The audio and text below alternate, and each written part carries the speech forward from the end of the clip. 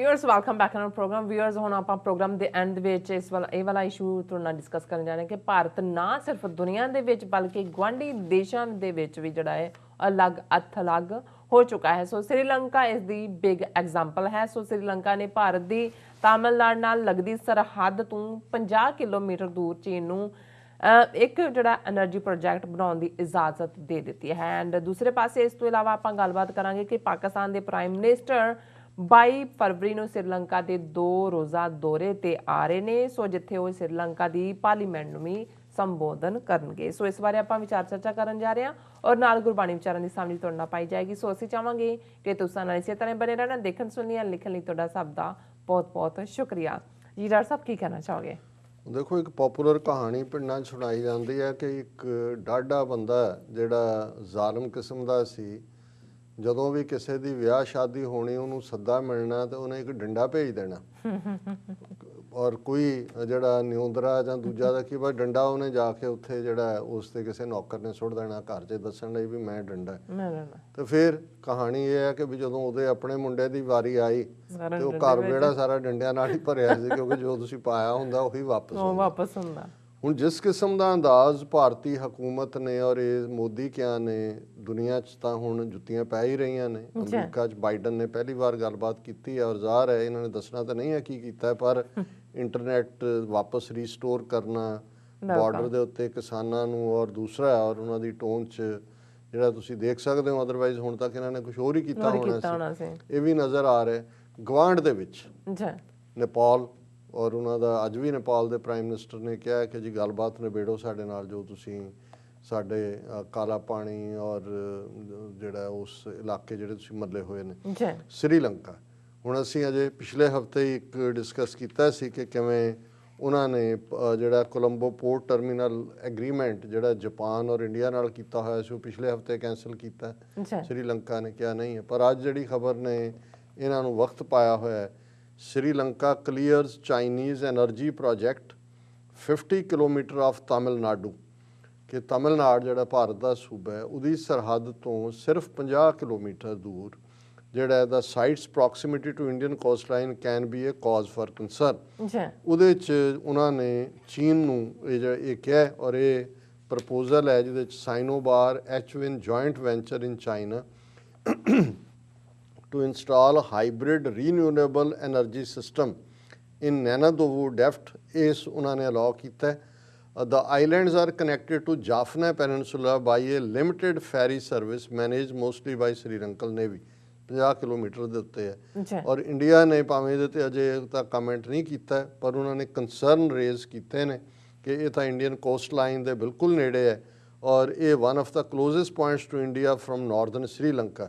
ਔਰ ਇਹ ਉਹੀ 3 ਆਈਲੈਂਡ ਨੇ ਜਿੱਥੇ ਕਿ ਐਨਰਜੀ ਸਿਸਟਮ ਬਣ ਰਹੇ ਨੇ ਔਰ ਉੱਥੇ ਬੇਸ਼ੱਕ ਤਾਮਿਲ ਮੂਲ ਦੇ ਲੋਕ ਰਹਿੰਦੇ ਨੇ ਔਰ ਇਸ ਤੋਂ ਪਹਿਲਾਂ ਇੱਥੇ ਹੀ ਸਿਵਲ ਵਾਰ ਵੀ ਹੁੰਦੀ ਰਹੀ ਔਰ ਇਸ ਤੋਂ ਪਹਿਲਾਂ ਵੀ ਜਿਹੜਾ ਚੀਨ ਨੇ ਇੱਕ ਇਨਫਰਾਸਟਰਕਚਰ ਹਾਊਸਿੰਗ ਪ੍ਰੋਜੈਕਟ ਦਾ ਬਣਾਇਆ, ਉਦੋਂ ਵੀ ਇੰਡੀਆ ਨੇ ਰੌਲਾ ਪਾਇਆ ਸੀ ਕਿਉਂਕਿ $300 ਮਿਲੀਅਨ ਚੀਨ ਨੇ ਦਿੱਤੇ ਨੇ housing project for war affected areas, accusing the resettlement ministry of holding an opaque bidding process. The project was eventually dropped. ਹੁਣ ਇਹ ਵੀ ਚੀਨ ਦੀ ਉੱਥੇ ਹੁਣ ਇਹ ਹੈ ਕਿ ਇਹ ਨਹੀਂ ਹੈ ਵੀ ਚੀਨ ਨੇ ਉੱਤਰਾਖੰਡ ਵੱਲੋਂ ਘੇਰਿਆ, ਨਾਰਥ ਈਸਟ ਦੀਆਂ ਇਹਨਾਂ ਦੀਆਂ 7 ਸਟੇਟਾਂ ਜਿਹੜੀਆਂ ਨੇ ਉਹ ਚਿਕਨ ਨੈਕ ਜਦੋਂ ਮਰਜ਼ੀ ਉਹ ਕੱਟ ਦੇਣ ਤੇ ਕੁਕੜੂ ਘੜੂ ਖਤਮ।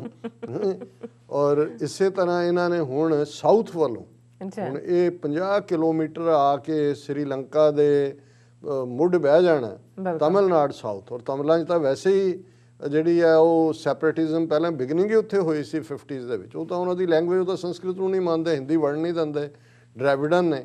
ਔਰ ਇਹ ਸ੍ਰੀਲੰਕਾ ਚੀਨ ਨੇ ਪੂਰੀ ਤਰ੍ਹਾਂ ਆਪਣੇ ਸ਼ੈਲਟਰ 'ਚ ਲੈ ਲਿਆ। ਸੋ ਉਹਨਾਂ ਨੇ 50 ਕਿਲੋਮੀਟਰ 'ਤੇ ਬੈਠੇ ਨੇ। ਸੋ ਉਹਨਾਂ ਨੇ ਇਕੱਲਾ ਪੰਜਾਬ ਖਾਲਿਸਤਾਨ ਹੀ ਅੱਡ ਨਹੀਂ ਕਰਨਾ ਹੈ ਇੰਡੀਆ ਤੋਂ, ਜਾਂ ਕਸ਼ਮੀਰ 'ਚੋਂ ਲਦਾਖ 'ਚ ਬੈਠੇ ਨੇ ਆ ਕੇ ਉਹਨਾਂ ਨੇ ਕਸ਼ਮੀਰ ਇਹ ਉਹਨਾਂ ਨੇ ਦੇਖ ਲਿਆ ਵੀ ਇਹਨਾਂ ਨੇ ਹਟਣਾ ਨਹੀਂ ਹੈ, ਇਹਦੇ ਟੁਕੜੇ ਟੁਕੜੇ ਕਰੋ। ਔਰ ਇਹ ਲਦਾਖ 'ਚੋਂ ਉਹਨਾਂ ਨੇ ਜਿਹੜਾ ਉਧਰੋਂ ਈਸਟ ਕੱਟ ਦੇਣਾ, ਇੱਧਰੋਂ ਪੰਜਾਬ ਹੈ ਔਰ ਹੁਣ ਉਹ ਜਿਹੜਾ ਉਹਨਾਂ ਨੇ ਤਮਿਲਨਾਡੂ ਨੂੰ ਵੀ ਆਪਣੀਆਂ ਰਡਾਰ ਸਕਰੀਨ 'ਤੇ ਲੈ ਆਉਂਦਾ। ਔਰ ਇਕੱਲਾ ਇਹੀ ਨਹੀਂ, ਇੱਕ ਤਾਂ ਹੁੰਦਾ ਕਿ ਭਾਈ ਇਹਨਾਂ ਨੂੰ ਅਜੇ ਤਾਂ ਇਹ ਜਾਫਨਾ ਦੇ ਕੋਲ ਆ ਕੇ ਬਹਿਣ ਦਾ ਹੀ ਦੁੱਖ ਆ ਰਿਹਾ ਹੋਣਾ। ਦੂਜੀ ਖਬਰ ਹੈ Imran Khan to address Sri Lanka parliament. ਉਹਨਾਂ ਨੇ ਕਿਹਾ ਵੀ ਹੁਣ ਜੇ ਇਹਨਾਂ ਨੂੰ ਦੇਣਾ ਹੈ ਨਾ ਤਕਲੀਫ ਤਾਂ ਚੰਗੀ ਤਰ੍ਹਾਂ ਦਿਓ। ਔਰ ਇਹ ਖਬਰ ਹੈ ਕਿ ਸ੍ਰੀਲੰਕਾ ਗਵਰਨਮੈਂਟ ਦੀ ਇਨਵੀਟੇਸ਼ਨ ਦੇ ਉੱਤੇ ਪ੍ਰਾਈਮ ਮਿਨਿਸਟਰ ਇਮਰਾਨ ਖਾਨ 22 ਫਰਵਰੀ ਨੂੰ ਸ੍ਰੀਲੰਕਾ ਪਹੁੰਚਣਗੇ ਆਪਣੇ 2 ਰੋਜ਼ਾ ਦੌਰੇ ਦੇ ਉੱਤੇ। ਔਰ ਉੱਥੇ ਉਹ ਪ੍ਰੈਜ਼ੀਡੈਂਟ ਗੋਟਾਬਾਇਆ ਰਾਜਾ ਪਕਸਾ ਤੇ ਪ੍ਰਾਈਮ ਮਿਨਿਸਟਰ ਮਹਿੰਦਰਾ ਰਾਜਾ ਪਕਸਾ ਦੋਵੇਂ ਭਰਾ ਹੀ ਨੇ, ਔਰ ਉਹਨਾਂ ਦੇ ਫੋਰਨ ਮਿਨਿਸਟਰ ਨੇ ਦਿਨੇਸ਼ ਗੁਣਵਰਧਨਾ, ਉਹਨਾਂ ਦੇ ਨਾਲ ਗੱਲਬਾਤ ਕਰਨਗੇ। ਔਰ ਜਦੋਂ ਤੋਂ ਇਹ ਕੋਵਿਡ-19 ਸ਼ੁਰੂ ਹੋਇਆ ਉਸ ਤੋਂ ਬਾਅਦ ਇਮਰਾਨ ਖਾਨ ਪਹਿਲੇ ਹੈੱਡ ਆਫ ਦਾ ਸਟੇਟ ਨੇ ਜਿਹੜੇ ਜਾ ਰਹੇ ਨੇ ਕੋਲੰਬੋ। ਔਰ ਕੋਲੰਬੋ ਦੀ ਸ੍ਰੀਲੰਕਾ ਦੀਆਂ ਕਲੋਜ਼ ਟਾਈਜ਼ ਨੇ ਇਸਲਾਮਾਬਾਦ ਨਾਲ। ਔਰ ਇਹ ਜਿਹੜਾ ਅਲਟੀਮੇਟਲੀ ਇਹ ਆਪਣੇ ਆਪ ਦੇ ਵਿੱਚ ਵੀ ਇਸ ਗੱਲ ਦਾ ਮੈਸੇਜ ਹੈ ਸ੍ਰੀਲੰਕਾ ਨੇ ਇੰਡੀਆ ਨੂੰ ਦਿੱਤਾ ਕਿ ਇਹੀ ਨਹੀਂ ਚੀਨ ਅਸੀਂ ਲਿਆ ਕੇ ਬਿਠਾ ਦਿੱਤਾ ਹੈ 50 ਕਿਲੋਮੀਟਰ ਤੁਹਾਡੇ ਤਮਿਲਨਾਡੂ ਦੇ ਬਾਰਡਰ ਤੋਂ ਪਾਕਿਸਤਾਨ ਨਾਲ ਵੀ ਸਾਡੀ ਸਾਂਝ ਹੈ। ਔਰ ਇਹ ਆਨਰ ਇਮਰਾਨ ਖਾਨ ਸਾਹਿਬ ਨੂੰ ਦਿੱਤਾ ਹੈ ਕਿ ਉਹ ਐਡਰੈਸ ਕਰਨਗੇ। ਔਰ ਕਲੋਜ਼ਿੰਗ ਤੋਂ ਪਹਿਲਾਂ ਜਿਵੇਂ ਅਸੀਂ ਕਬੀਰ ਸਾਹਿਬ ਦੀ ਬਾਣੀ ਤੇ ਵਿਚਾਰ ਕਰਦੇ ਹਾਂ, ਇੱਕ ਸਾਡੇ ਪਾਕਿਸਤਾਨੀ ਭਰਾ ਨੇ ਲਿਖਿਆ ਕਿ ਜੀ ਮੈਂ ਤਾਂ ਸਭ ਤੋਂ ਜ਼ਿਆਦਾ ਮੇਰੀ ਦਿਲਚਸਪੀ ਚੌਥੇ ਸੈਗਮੈਂਟ 'ਚ ਹੁੰਦੀ ਹੈ ਔਰ ਮੈਂ ਕਬੀਰ ਸਾਹਿਬ ਦੀ ਸੁਣਦਾ ਔਰ ਮੈਂ ਹਰ ਰੋਜ਼ ਆਪਣੇ ਆਪ ਨੂੰ ਢਾਲਣ ਦੀ ਕੋਸ਼ਿਸ਼ ਕਰਦਾ। ਮੈਂ ਆਪਣੇ ਆਪ ਨੂੰ ਸੋਚ ਰਿਹਾ ਸੀ ਵੀ ਮੈਂ ਤਾਂ ਢਾਲਿਆ ਨਹੀਂ ਹੈ, ਪਰ ਇਹ ਸਾਨੂੰ ਗੱਲ ਦੀ ਤਸੱਲੀ ਵੀ ਦਿੰਦਾ ਹੈ ਕਿ ਭਾਈ ਇਸ ਨੂੰ ਸਾਡੇ ਵੀਰ ਇਸ ਸੈਗਮੈਂਟ ਨੂੰ ਪਸੰਦ ਕਰਦੇ ਨੇ। ਔਰ 3 ਸ਼ਲੋਕ ਅਸੀਂ ਵਿਚਾਰ ਦੇ ਲਈ ਚੁਣੇ ਨੇ।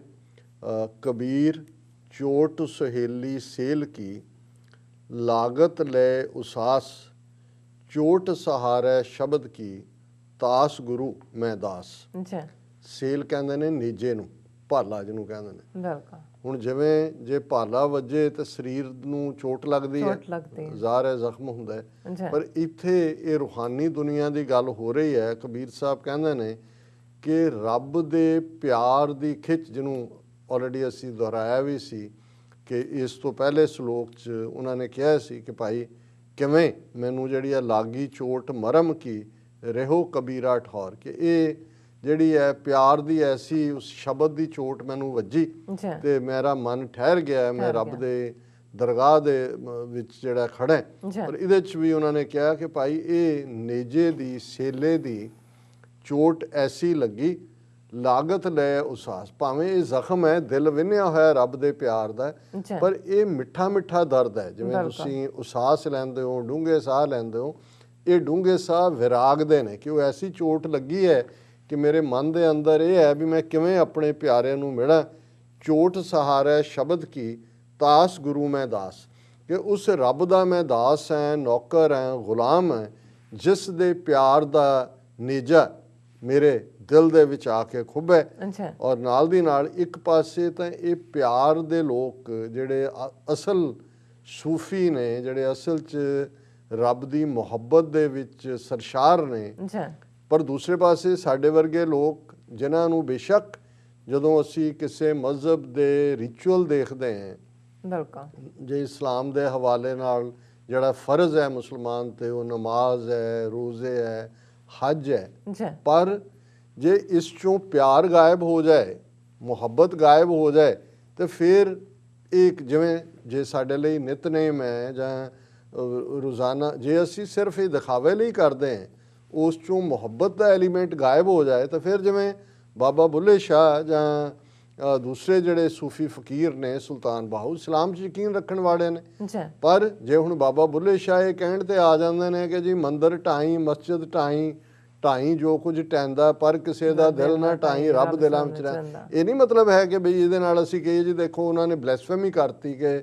ਉਹਨਾਂ ਨੇ ਮੰਦਰ ਜਾਂ ਦੂਸਰਾ, ਇਹ ਮੈਸੇਜ ਹੈ। ਇਹ ਔਰ ਇੱਕ ਸ਼ਾਇਰੀ ਦਾ ਅੰਦਾਜ਼ ਵੀ ਹੁੰਦਾ ਹੈ ਕਿ ਭਾਈ ਇਹ ਸਾਰਿਆਂ ਦੇ ਵਿੱਚ ਅਸੀਂ ਇਸੇ ਲਈ ਜਾ ਕੇ ਇਬਾਦਤ ਕਰਦੇ ਹਾਂ ਕਿ ਇਨਸਾਨੀਅਤ ਦਾ ਪਿਆਰ ਸਾਡੇ 'ਚ ਹੋਏ ਹੈ ਨਾ। ਔਰ ਇਸੇ ਲਈ ਜਦੋਂ ਕਹਿੰਦੇ ਨੇ ਕਿ ਭਾਈ ਹਾਜ਼ੀ ਲੋਕ ਮੱਕੇ ਨੂੰ ਜਾਂਦੇ, ਅਸਾਂ ਜਾਣਾ ਤਖਤ ਹਜ਼ਾਰੇ, ਜਿੱਤ ਵੱਲ ਯਾਰ ਤਿਤੈ ਵੱਲ ਕਾਬਾ, ਭਾਵੇਂ ਫੋਲ ਕਿਤਾਬਾਂ। ਹੁਣ ਇਹ ਨਹੀਂ ਹੈ ਕਿ ਹਜ ਜਿਹੜਾ ਲਾਜ਼ਮ ਹੈ ਹਰ ਮੁਸਲਮਾਨ ਤੇ, ਉਹਨੂੰ ਕੋਈ ਡਿਕਰਾਈ ਕੀਤਾ, ਕਿਉਂਕਿ ਇਹ ਸ਼ਲੋਕ ਜਿਹੜਾ ਕਬੀਰ ਸਾਹਿਬ ਦਾ ਇਹ ਪੜ੍ਹਨ ਤੋਂ ਪਹਿਲਾਂ ਮੈਂ ਇਹ ਕਲੀਅਰ ਕਰਨਾ ਚਾਹੁੰਦਾ ਕਿ ਭਾਈ ਕਬੀਰ ਸਾਹਿਬ ਖੁਦ ਇਸਲਾਮ ਨੀਰੂ ਨੀਮਾ ਉਹਨਾਂ ਦੇ ਪੇਰੈਂਟਸ ਸੀ, ਉਹਦੇ 'ਚ ਪੈਦਾ ਹੋਏ।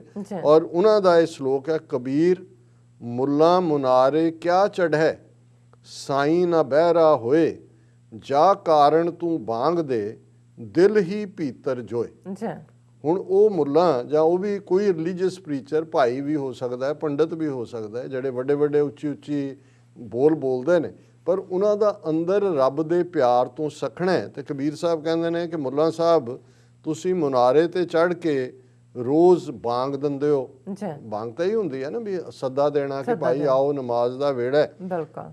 ਹੁਣ ਤੁਹਾਡੇ ਅੰਦਰ ਤਾਂ ਰੱਬ ਦਾ ਪਿਆਰ ਹੈ ਨਹੀਂ, ਤੁਸੀਂ ਇੰਨੀ ਵਜਦ ਦੇ ਵਿੱਚ ਆਪਣਾ ਪ੍ਰਭਾਵ ਦਿੰਦੇ ਹੋ ਕਿ ਜਿਵੇਂ ਰੱਬ ਜਿਹੜਾ ਉਹ ਬਹਿਰਾ ਹੋਏ, ਉਹ ਬੋਲਾ ਹੋਏ।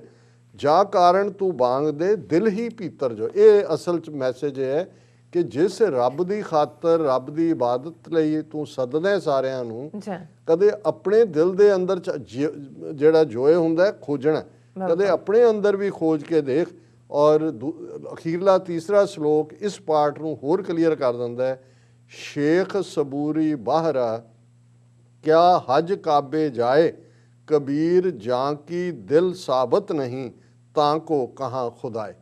ਇੱਕ ਪਾਸੇ ਉਹਨਾਂ ਨੇ ਮੁੱਲਾਂ ਦੀ ਗੱਲ ਕੀਤੀ ਜਿਹੜਾ ਸਿਰਫ ਰਿਚੁਅਲ ਕਰਦਾ ਹੈ ਪਰ ਉਹਦੇ ਅੰਦਰ ਮੁਹੱਬਤ ਨਹੀਂ। ਫਿਰ ਉਹ ਸ਼ੇਖ ਜਾਂ ਉਹ ਆਪਣੇ ਆਪ ਨੂੰ ਰਿਲੀਜੀਅਸ ਦਰਜੇ 'ਚ ਉੱਚਾ ਕਹਿਣ ਵਾਲਾ ਜਿਹਦੇ ਅੰਦਰ ਸਬਰ ਨਹੀਂ ਹੈ, ਸ਼ੇਖ ਸਬੂਰੀ ਬਾਹਰ ਹੈ ਕਿ ਉਹਦੇ ਅੰਦਰ ਟਿਕਾ ਨਹੀਂ ਹੈ, ਰੱਬ ਨਹੀਂ ਟਿਕਿਆ ਹੋਇਆ ਉਹਦੇ ਅੰਦਰ। ਤੇ ਉਹ ਭਾਵੇਂ ਹਜ ਕਰੇ, ਭਾਵੇਂ ਕਾਬੇ ਜਾਏ, ਕਬੀਰ ਜਾਂ ਕੀ ਦਿਲ ਸਾਬਤ ਨਹੀਂ, ਤਾਂ ਕੋ ਕਹਾਂ ਖੁਦਾ ਹੈ, ਕਿ ਭਾਈ ਤੁਸੀਂ ਖੁਦਾ ਨੂੰ ਮਿਲਣਾ ਹੈ ਤੇ ਜੇ ਤੁਹਾਡਾ ਦਿਲ ਸਾਬਤ ਨਹੀਂ ਹੈ ਤੇ ਤੁਹਾਨੂੰ ਖੁਦਾ ਨਹੀਂ ਮਿਲੇਗਾ। ਇਹ ਅੱਜ ਦਾ ਵਿਚਾਰ ਜੀ। ਰਾਜ ਸਾਹਿਬ ਤੁਹਾਡਾ ਬਹੁਤ ਬਹੁਤ ਸ਼ੁਕਰੀਆ, ਤੁਸੀਂ ਅੱਜ ਦੇ ਅਹਿਮ ਇਸ਼ੂ ਤੇ ਅੱਜ ਦਾ ਵਿਚਾਰ ਸਾਡੇ ਦਰਸ਼ਕਾਂ ਨਾਲ ਸਾਂਝਾ ਕੀਤਾ। ਇਸ ਨਾਲ ਆਪਣੇ ਵਿਊਜ਼ ਕੋਲ ਲੈਣੇ ਇਜਾਜ਼ਤ। ਵਿਊਅਰਸ, ਸਾਡੇ ਪ੍ਰੋਗਰਾਮ ਦਾ ਸਮਾਂ ਇੱਥੇ ਸਮਾਪਤ ਹੁੰਦਾ। ਤੁਸੀਂ ਆਪਣੀ ਰਾਏ ਤੇ ਸੁਝਾਅ ਸਾਨੂੰ ਭੇਜਣਾ ਭੁੱਲਣਾ ਸਾਡੇ ਇਸ ਪਤੇ ਤੇ sos@tvd4.tv ਤੇ ਅਸੀਂ ਆਪਣਾ ਪ੍ਰੋਗਰਾਮ ਲੈ ਕੇ ਫਿਰ ਦੁਬਾਰਾ ਤੁਹਾਡੇ ਰੂਬਰੂ ਹੋਵਾਂਗੇ। ਤਦ ਤੱਕ ਲਈ ਮੈਨੂੰ ਤੇ ਆਪਣਾ ਰਾਜ ਸੁਣਾ ਗਿਆ ਦੋ। ਦੇਖਦੇ ਰਹੋ TV84। ਬੁਲਾ ਦਿਓ ਫਤਿਹ। ਵਾਹਿਗੁਰੂ ਜੀ ਕਾ ਖਾਲਸਾ, ਵਾਹਿਗੁਰੂ ਜੀ ਕੀ ਫਤਿਹ। ਰੱਬ ਰਾਖਾ।